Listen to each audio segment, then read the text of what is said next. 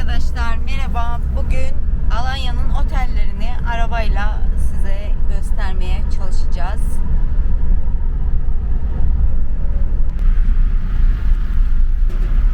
Haydarpaşa Palace Otel.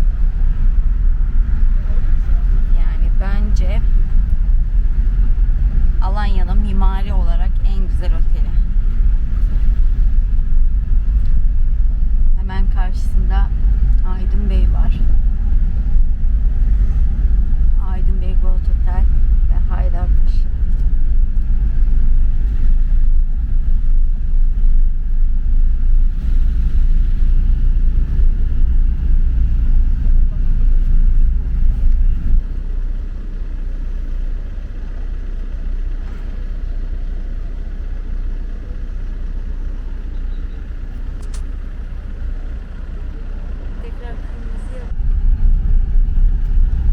Senza Otel. Hemen Haydarpaşa'nın yan tarafında.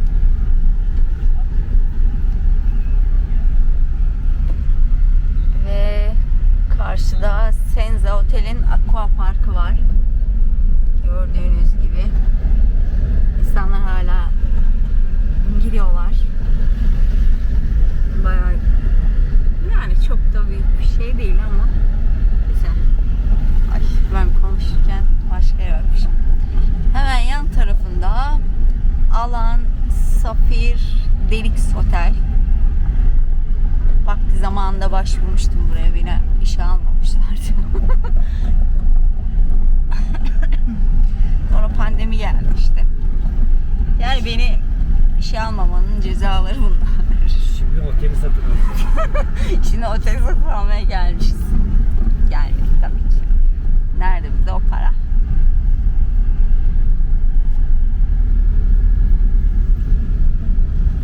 Karşıda bir aqua park.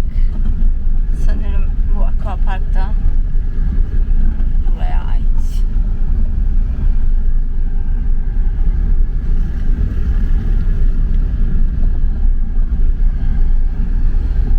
Otel değil ki, burası kulüp.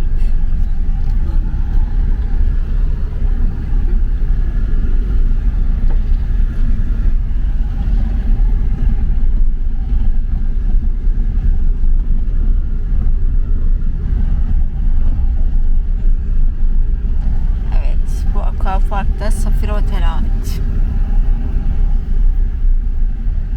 Bu biraz daha büyük diğer otelden.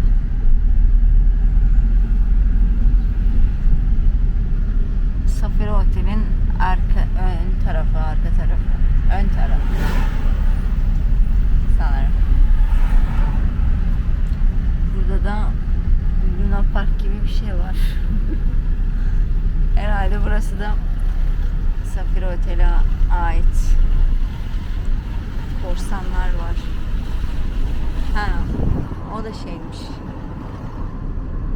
Aqua Park'mış. Luna Park değil. Evet. Öyle. Haydi sal bizi Alanya yolda giderken.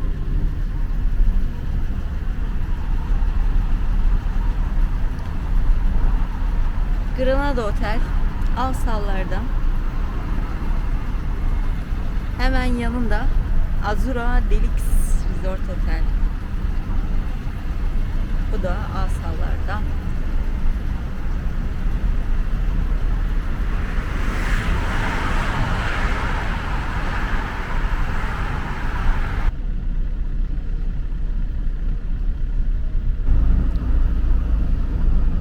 Adim Beach Otel.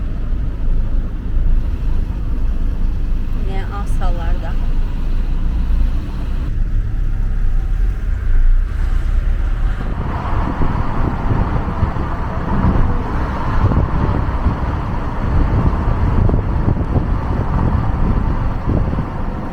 Garden Beach Otel.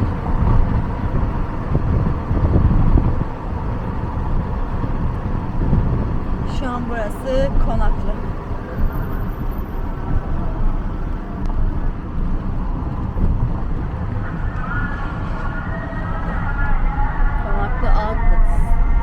Konaklı Outlet Center.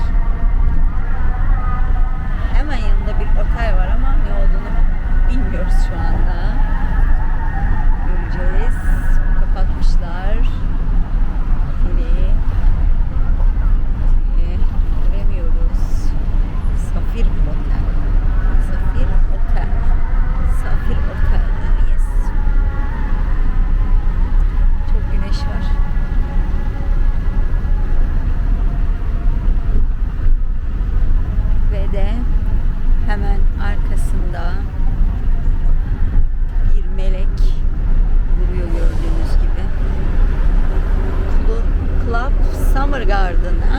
Summer Garden'a gelmişiz.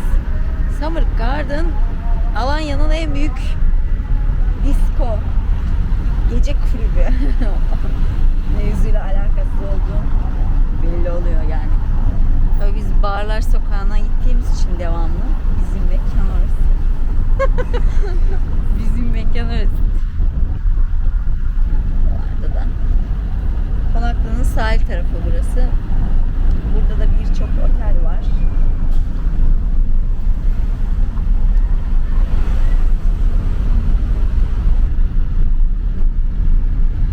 Burası da Hedef Resort Spa.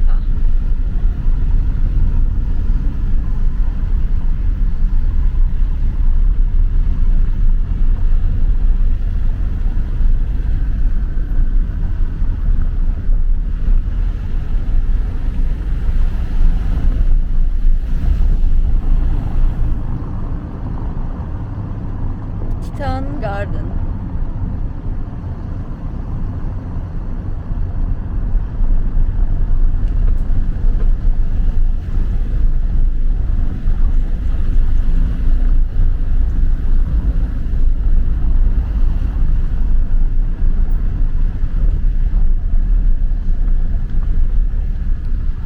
Çok uzaklarda bir Eftalya Resort Otel var.